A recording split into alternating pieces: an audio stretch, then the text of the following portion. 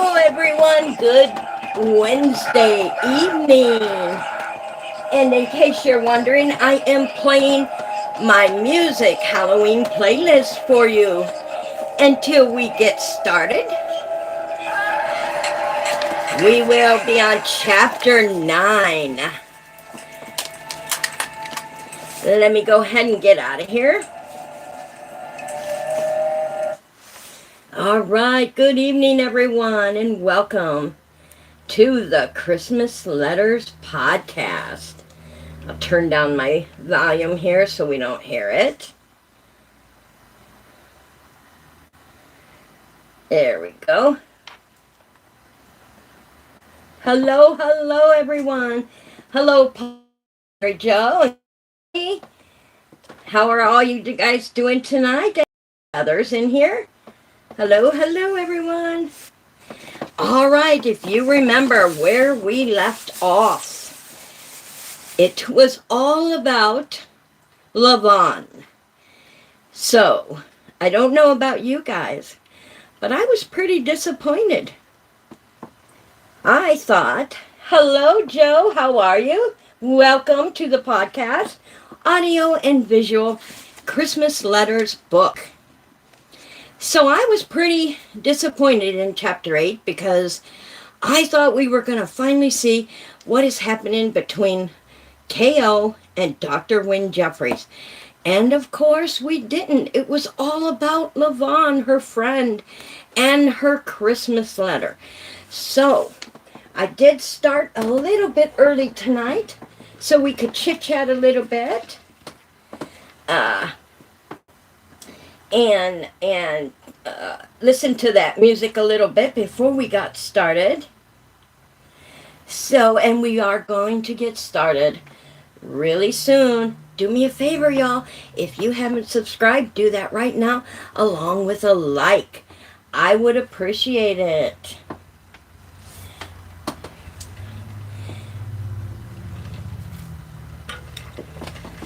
All right. I got my drink and we are going on to 9. Wynne had already secured a window table when K.O. arrived at the French cafe. As usual, the shop was crowded with a long line of customers waiting to place their orders. In honor of the season, she had worn a dark blue sweater sprinkled with silvery stars and matching star earrings. She hung her red coat on the back of her chair. Wynne had thoughtfully ordered for her, and there was a latte waiting on the table, along with a bran muffin, her favorite.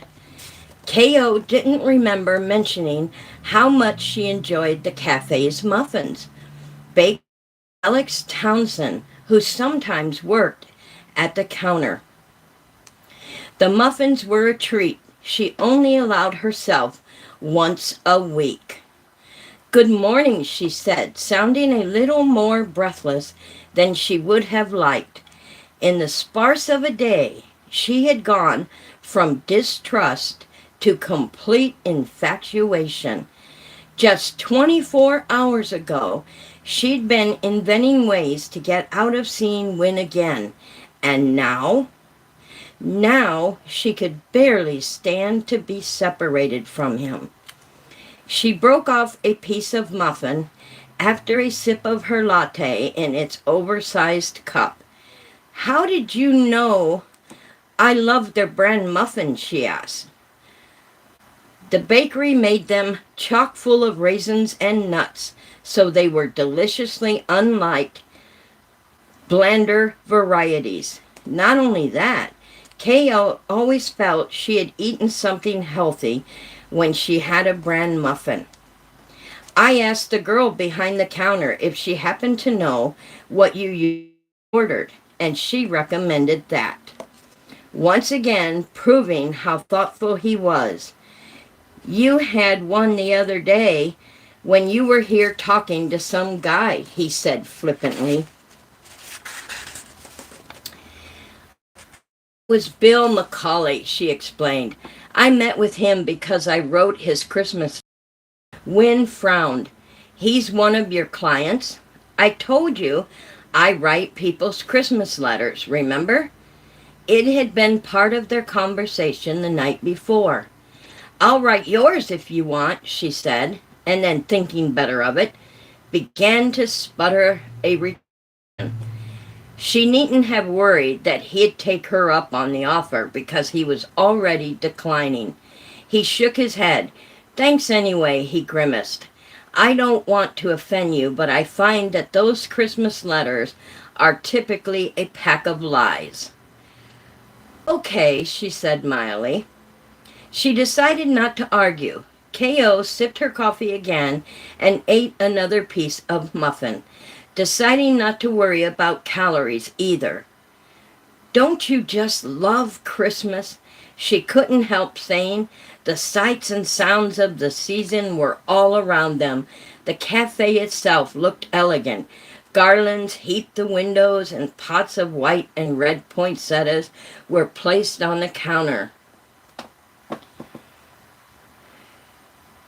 Christmas carols played just loudly enough to be heard. A bell ringer collecting for charity had set up shop outside the cafe, and a woman sat at a nearby table knitting a Christmas stocking. K.O. had noticed a similar one displayed in a good yarn, the shop across the street, the day she'd followed Win Christmas on Blossom Street, with its gaily decorated streetlights and cheerful banners, was as Christmassy as Christmas could be. Yes, but I had more enthusiasm for holidays before today. What's wrong? He stared down at his dark coffee. My father left a message on my answering machine last night. He hesitated as he glanced up at her. Apparently, he's decided at the last minute to join me for Christmas. Ah, I see, she said. Although she really didn't. Wynne had only talked about his parents that first evening at Jerome. She remembered that his parents had been hippies and that his mother had died and his father owned a company that manufactured surfboards. But while she rattled on endlessly about her own family, he had said comparatively little about his. He didn't bother to ask if I had other plans. You'll notice, Wynne commented dryly. Do you? No, but that's beside the point. It must be rather disconcerting, she said. Parents sometimes did things like that, though. Her own mother often made assumptions about holidays, but it never troubled K.O.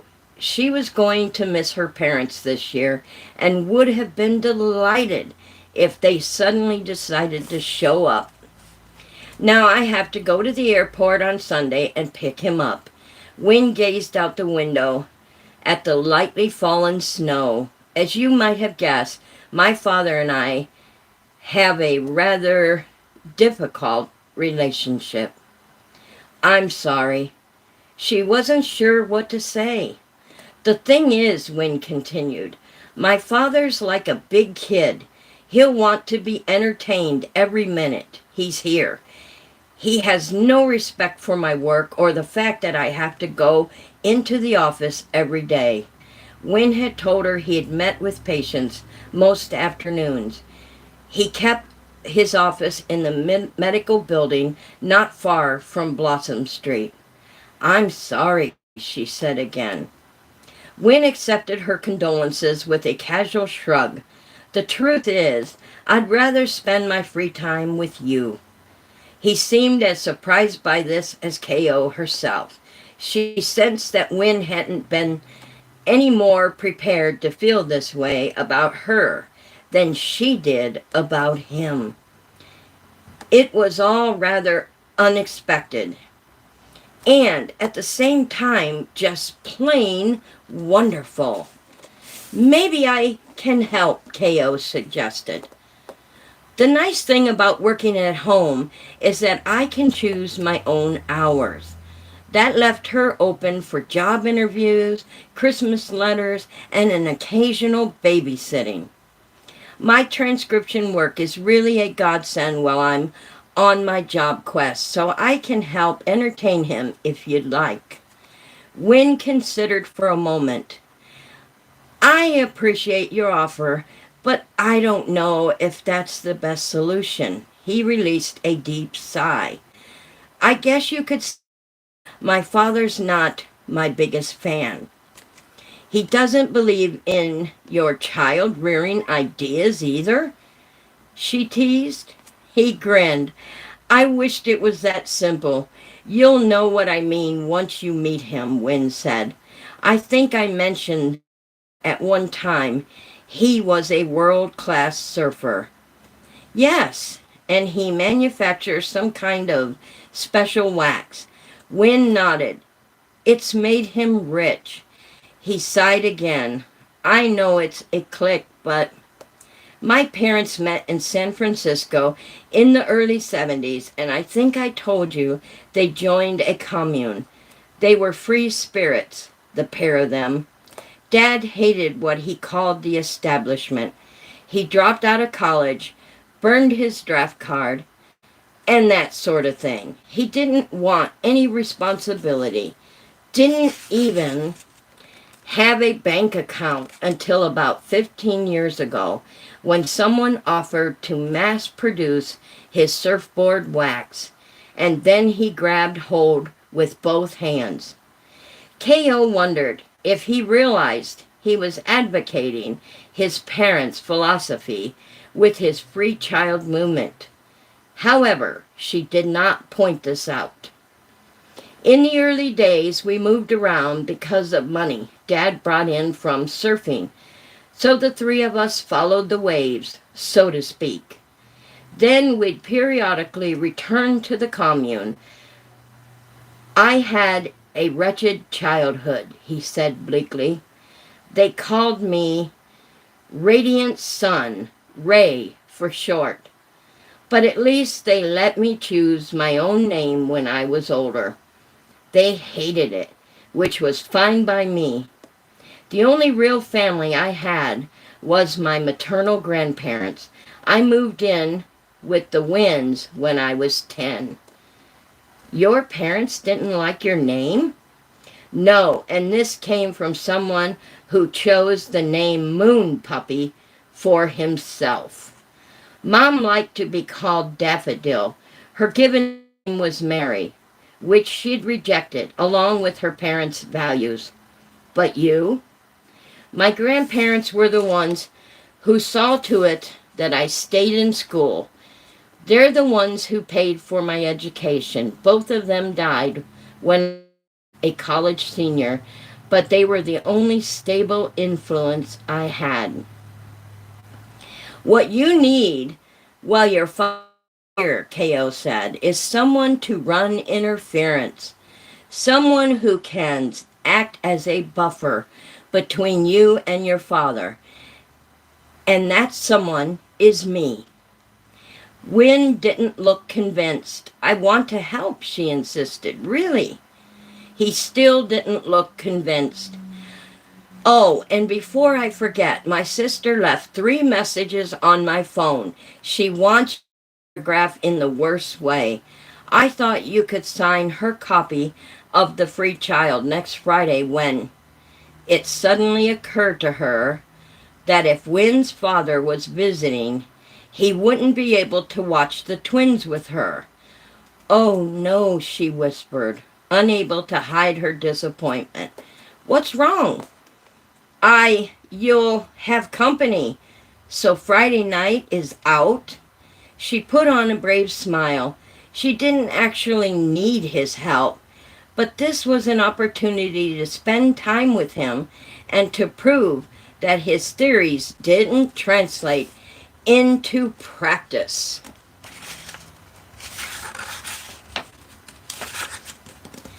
She might be wrong, in which case she acknowledged the validity of his free child approach, but doubted it.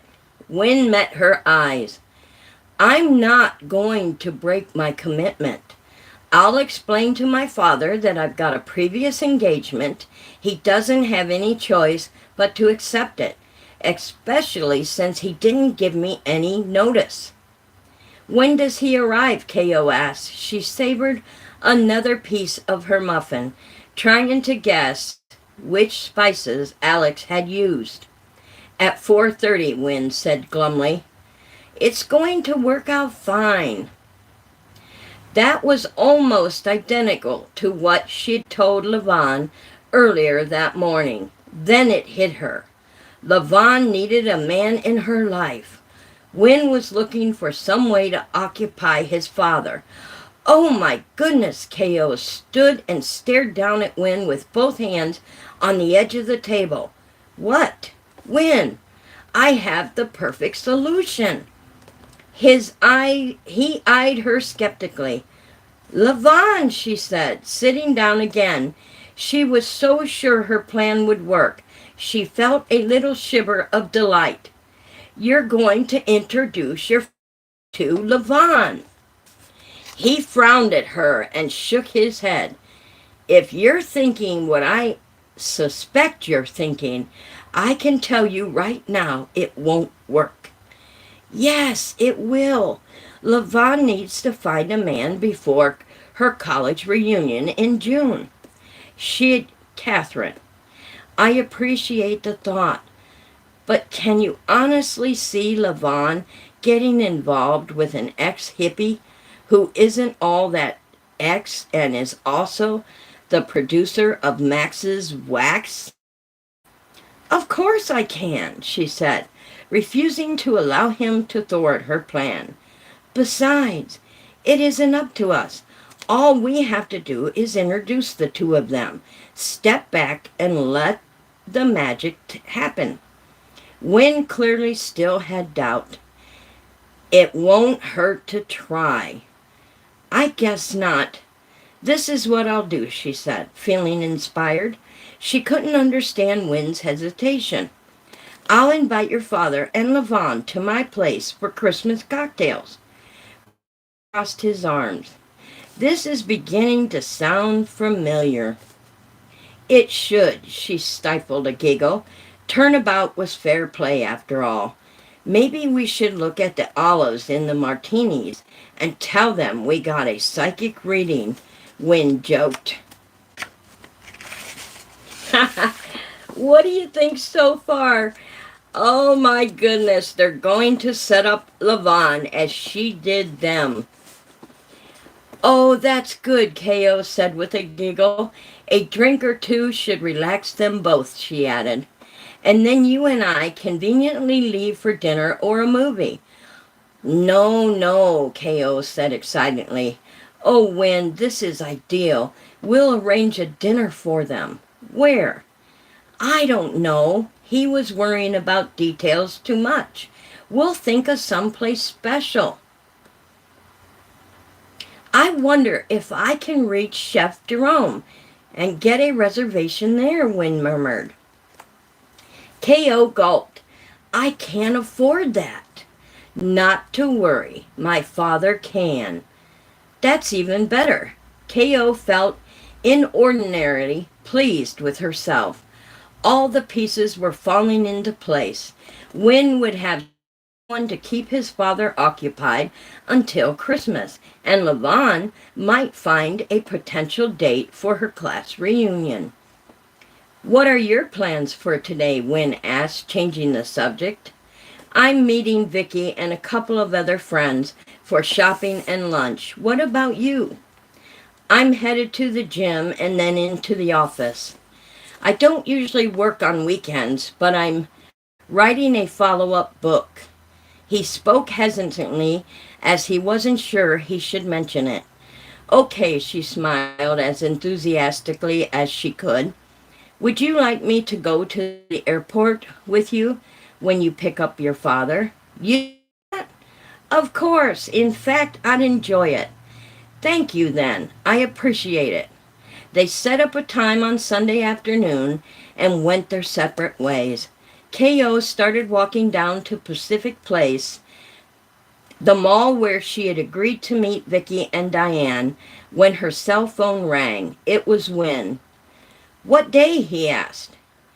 "I want to get this cocktail party idea of yours on my schedule."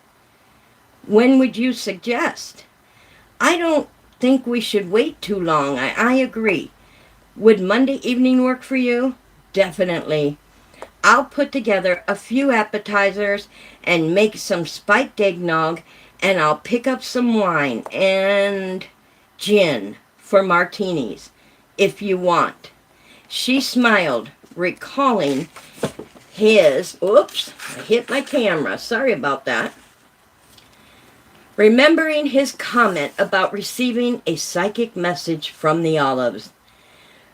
"Let me bring the wine. Anything else? Could you buy a cat treat or two? That's in case LaVon brings Tom or one of her other cats. I want her to concentrate on Moon Puppy, not Kitty." Wynn laughed. "You got it. I'll put in a call to Chef Jerome, although I don't hold out much hope. Still, maybe he'll say yes because it's LaVon. All we can do is try, and there certainly are other nice places." Wynn seemed reluctant to end the conversation. "Catherine, yes?" "Thank you. Hearing my father's message after such a lovely evening put a damper on my Christmas." "You're welcome. Have fun today." "You too."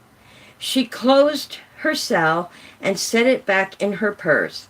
Her steps seemed to have an extra bounce as she hurried to meet her friends. And that is the end of chapter 9. Oh, what do you think is going to happen in chapter 10? This book has been awesome. And I have been hearing from several people that they really love this book. And I am so glad it was the book I chose that will take us up until Christmas Day. In fact, I will be reading the last chapter on Christmas Day night. That's on a Wednesday. Thank you, Mary Jo and Chloe. I love it too. And I'm so excited to see what's going to happen in chapter 10. I can't wait. But I wait for right along with the rest of you. And I am glad you are enjoying this book.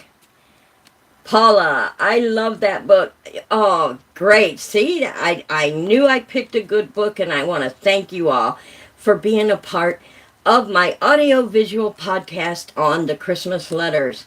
And I am very happy to share it with you. Well, I put up the music. I'm going to play that for a little bit here. Give me a like if you would. I would appreciate it, everyone. That good old like there. And hit those hearts on the right side.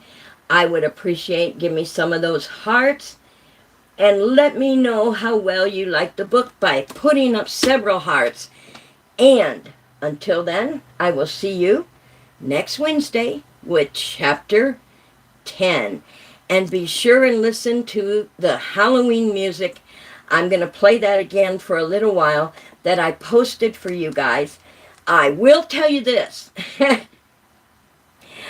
I really wanted to do something fun for Halloween like that. So it took me about 5 days to complete that video. I had to put in all the little inserts and all that, you know, I had to layer it. It took a lot of work, but it was so worth it. And several of you have already listened to it, and I thank you for your comments. I appreciate that. I knew you were going to ask that. What was by the fireplace? Okay, I gave you a hint. It's on the left side of the fireplace. It's on the left side. So the fireplace, it's right here. Look at what's there. You'll see a mirror. And then there's something on the wall. I bet you'll see it now. There's something on the wall. I want you to tell me what you think it is. Oh, you looked 3 times. Oh my goodness. You'll see it now that I told you. You'll see it. You'll see it. I missed it myself when I was doing the video. And I was watching it back when I was doing the editing, and I'm like, oh, what is up there? Oh my goodness. I never saw that. So I didn't see it either. Don't feel lonely. I only saw it because I was editing and layering, and that's what helped me catch it.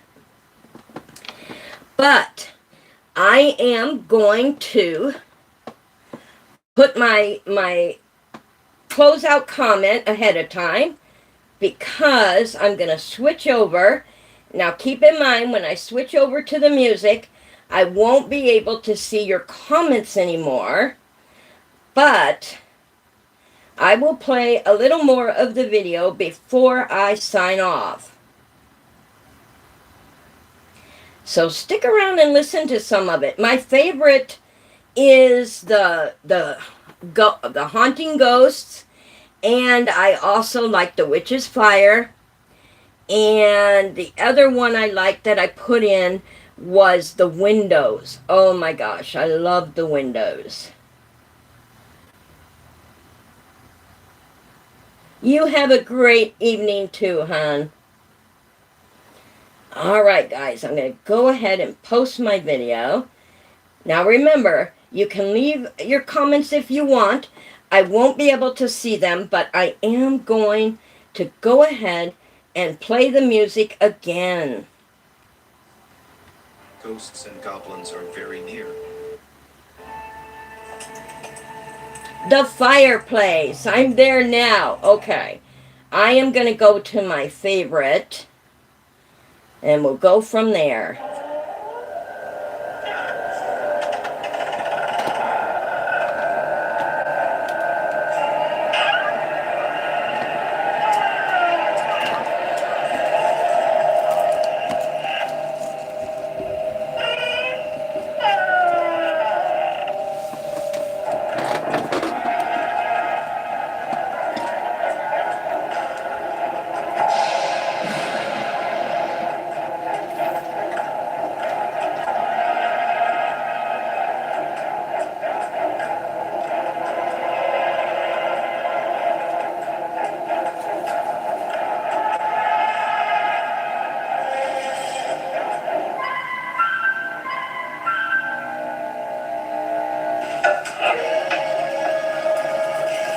This is the burning mirror.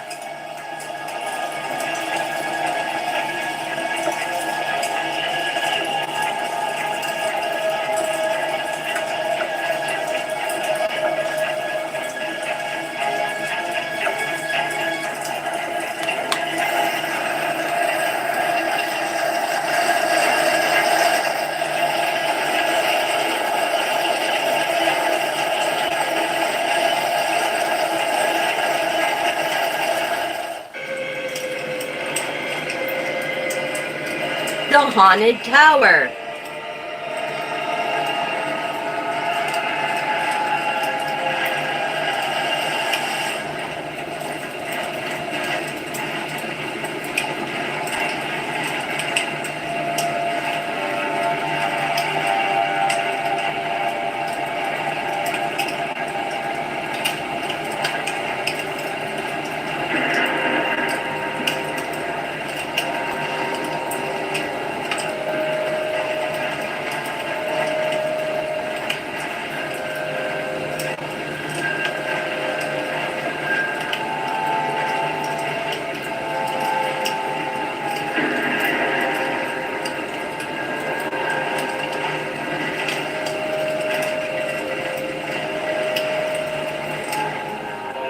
The haunted staircase.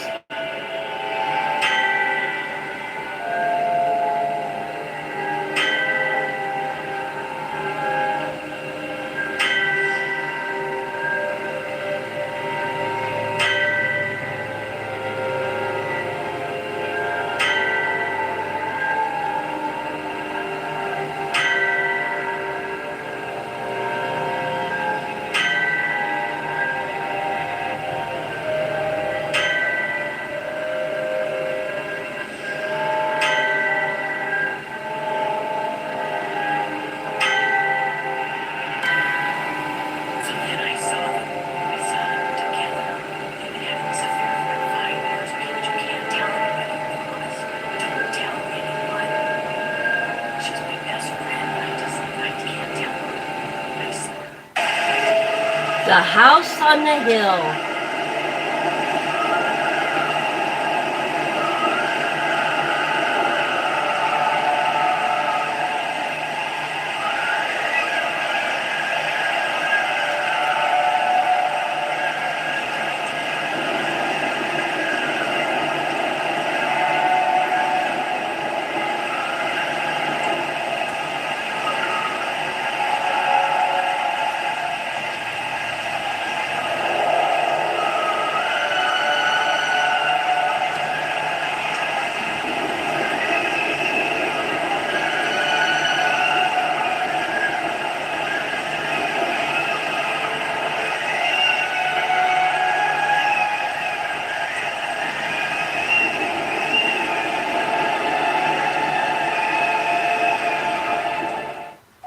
In our last one, the Midnight Portal.